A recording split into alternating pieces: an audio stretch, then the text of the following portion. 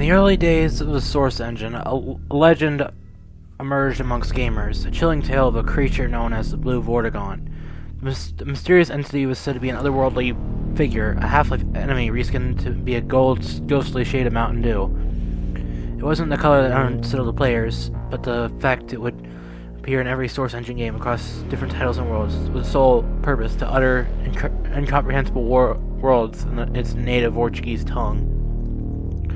The legend began with an unassuming gamer named Alex. He had always been an avid fan of the Half-Life series and the Source Engine games. One day, while playing Half-Life 2, Episode 2, Alex stumbled upon an odd occurrence. A Vourigaunt, normally an ally, stood before him, its skin an eerie shade of blue, its eyes radiating an unsettling glow. Startled, Alex approached the creature, hoping to elicit a response. In the distorted voice of the Vourigaunts, and spoke Portuguese, an alien language impossible to decipher. Alex was unnerved, but he brushed it off as a mod or glitch, assuming it would be a fleeting encounter. However, the Vourigaunt's presence didn't end with Half-Life 2. Alex soon noticed it appearing in other Source Engine games he had played. It showed up as a spectator in Counter-Strike matches, a distant figure in the background of Garry's mod creations, or even as a fleeting image during the loading screens of Portal. No matter the game, the Blue Vourigaunt was there, its glowing eyes, and even cryptic Portuguese messages, mutterings, haunting Alex's every virtual step. As time went on, and the eerie sightings of the Blue Vourigaunt began to take a toll on Alex's mental state. Sleepless nights were filled with whispered alien words, and soon his once beloved Source game became a source of dread. He found himself avoiding any Source Engine title, fearing the moment he'd spot one of those glowing eyes. Once again, desperate for answers, Alex delved into the gaming community, hoping to find others who had encountered the Blue Vourigaunt. To his surprise, he heard a handful of accounts similar to his own. Gamers haunted by the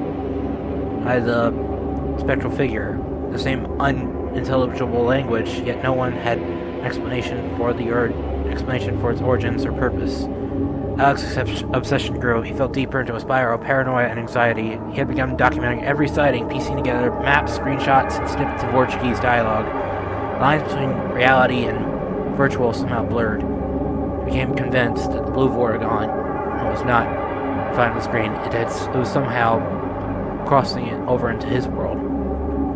One fateful night, as Alex sat in front of his computer, poring over his collection of eerie findings, he had heard a faint, distorted voice speaking in Portuguese.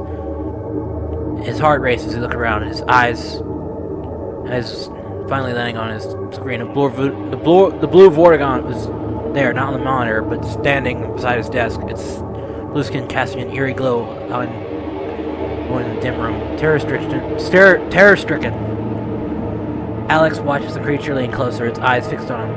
The air grew cold as he could feel an otherworldly presence sweeping over him. And then, in a moment of unimaginable horror, he understood the words that haunted him for so long. The Portuguese words formed a sentence in his mind. "You cannot escape what you've unleashed." The room seemed to spin. In his reality, he and the virtual world collided. Blue Vourigaunt's form wavered, merging with the surroundings, and it was gone. Alex was left alone, trembling, with the weight of his obsession finally catching up to him. From that day forward, no one saw or heard from Alex again. His room remained untouched, a shrine to his obsession with the Blue Vourigaunt. The legend of the creature grew, whispered among gamers as a cautionary tale of obsession and the thin line between the real world and virtual. And still to this day, scattered accounts emerge of the Blue Vourigaunt's appearance in the Source Engine games. Gamers speak of eerie encounters of a glowing-eyed figure that whispers in its alien tongue. Whether it's a myth, a mod, or something sinister, the Blue Vourigaunt continues to haunt the virtual realm. Reminders that some mysteries are best left unsolved.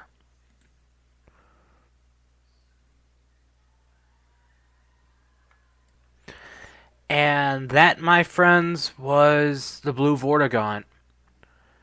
A pretty good story overall.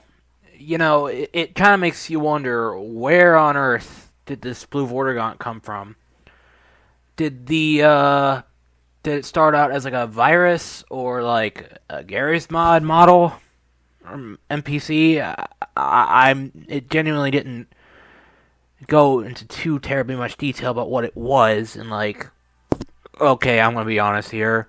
The whole ending where the Vourigaunt appeared in the guy's bedroom and then he went missing, like, um, okay. I mean, I've watched enough Shadow Reader to know that that's a trope, and that doesn't make a lick of sense.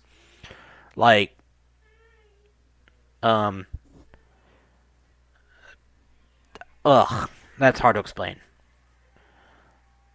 But like, the whole idea of it appearing in like multiple games outside of Half-Life 2 is kind of interesting. I mean, don't get me wrong. Half-Life is a strange series. I mean, zombies, giant fetus monsters that are like gods, the Combine, you know, it's a lot of stuff. G-Man, I mean, who's to say that, I mean, throwing all that stuff about the, giant alien fetus monster, not fetus monster, but, Blue Vourigaunt, and that's what I meant to say. The Blue Vourigaunt, who's to say that it wasn't the G-Man watching the game all along? Maybe somehow he's connected to all the other source games, like, I don't know. My final rating on this pasta would have to be, 6 out of 10. It would have gotten higher, but it's like the ending, it's like, dude, that's weird. Like, why would they end it with that of all things? That makes little to no sense. But anyhow, I hope to see y'all later, and please let me know if I should do more videos like this. This is my first narration. Again, this is my first time, so I'm not quite as confident as like some, like, say, Shadow Raider or, you know, the Fallen Pasta or Seabass. Anyhow, thank you for watching, and I'll see you all next time. Peace.